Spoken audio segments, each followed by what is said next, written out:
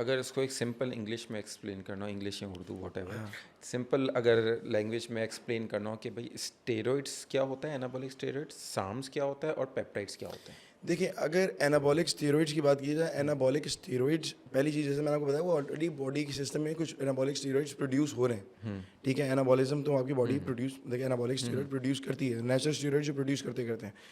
Steroids वो हैं जो मसल इन्हांसमेंट के अंदर इस्तेमाल होते हैं।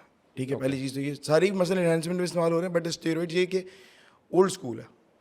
ठीक है, सबसे पहले जो आए थे, सबसे पहले टेस्टोस्टेरोन आया था, फिर टेस्टोस्टेरोन डिराइव किया गया डीएचटी। ठीक है, डीएचटी के बाद फिर 19 और डेरिवेटिव्स, फिर इसी तरह चलते रहे। ठीक है, इसी तरह मल्टीपल स्टेरॉइड्स आते रहे, एंड फिर बहुत सारी चीज़ें। अब इस तरह अगर साम्स की तरफ आ जाएं तो साम्स है एंड्रोजन रिसेप्टर मॉड्यूलेटर्स। वो basically androgen directly androgen receptor के साथ बाइंड करता था। और ठीक ये है, होता क्या एंड्रोजन रिसेप्टर? एंड्रोजन रिसेप्टर आपकी बॉडी के अंदर होता है। ठीक है, आपके बॉडी के अंदर रिसेप्टर्स होते हैं। ठीक है, उनके साथ जो बाइंड करेगा तो वो आपकी बॉडी के अंदर डायरेक्टली एंड्रोजेनिक इफेक्ट प्रोड्यूस करना शुरू कर देगा। सिमिलरली आपका जो स्टेरॉइड है वो भी एंड्रोजेनिक इफेक्ट प्रोड्यूस करता है, बट डिपेंड करता है। फॉर एग्जांपल कुछ स्टेरॉइड जैसे कि बने थे, फॉर एग्जांपल मैं डेकाड्यूरेनेबुलिन की बात करूं तो वो बना था आपकी बोन के लिए।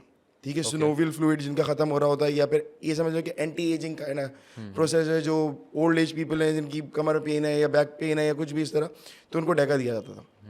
तो वो बेसिकली उसका पर्पस कुछ और था, बट वो अब बॉडी बिल्डिंग में भी इस्तेमाल होता है।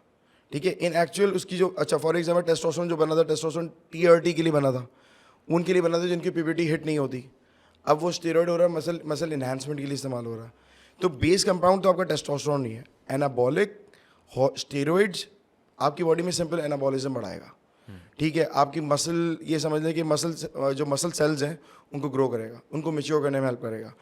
फिर फर्दर जब हम साम्स की तरफ जाते हैं, साम्स जैसे मैंने आपको बताया एंड्रोजन रिसेप्टर के साथ डायरेक्टली बाइंड करता है। अब इसके अंदर आपको ये नहीं होता कि अगर फॉर एग्जांपल कि ये इस पर्पस के लिए बना था, ये बना ही स्पेसिफिकली मसल ग्रोथ के लिए या सारी चीज़ों के लिए, but it is more safer than steroids. Okay, ठीक है, अब when it comes to peptides, peptides तो ऐसी चीज़ है वो अमीनो चेन से बना हुआ है।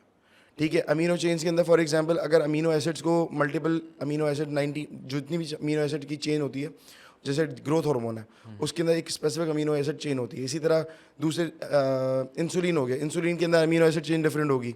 इसी तरह GLP-1 जैसे हमने पहले डिस्कस किया था उसके बारे में, तो उसकी अमीनो चेन डिफरेंट होगी। तो ये अमीनो एसिड से ड्राइव्ड हुआ हुआ है। तो बेसिक इस तरह आप इसको सेग्रीगेट कर सकते हो इन चीज़ों को। सही है। तो मतलब anabolic steroids is the most dangerous one, most riskier one. SARMs come second and peptides come like is the most safest option. Am I right on this? Yeah, exactly. ठीक है, बट SARMs और जो anabolic steroids की हम लोग बात कर रहे हैं, एंड्रोजन रिसेप्टर को ये करना है, बट पहले मुझे कौन कौन से एंड्रोजन रिसेप्टर्स होते हैं जिसको के साथ वो बाइंड करता है SARMs? अब देखिए, एंड्रोजन रिसेप्टर्स जो हैं बहुत सारे, मतलब कि इतने सारे एंड्रोजन रिसेप्टर नहीं होते। फॉर एग्जांपल आपका एंड्रोजन रिसेप्टर तो एक ही होता है। ठीक है ना, अब वो किसके साथ बाइंड कर रहा है, ये तो ऑब्वियसली आपके सिस्टम में जाएगा, तो आपके जो एंड्रोजन रिसेप्टर्स होते हैं उसके साथ सिर्फ बाइंड करेगा। इतने मल्टीपल एंड्रोजन रिसेप्टर्स आपकी बॉडी में रिसेप्टर्स होते हैं बेसिकली। अब ये इतने सारे एंड्रोजन रिसेप्टर नहीं होते कि टेस्टोस्टेरोन रिसेप्टर अलग है, एस्ट्रोजन रिसेप्टर अलग है, इस तरह सिनेरियो नहीं होता। सिर्फ एंड्रोजन रिसेप्टर्स होते हैं, उनके साथ वो बाइंड करता है और वो एनाबॉलिज्म क्रिएट करता है आपकी बॉडी के अंदर।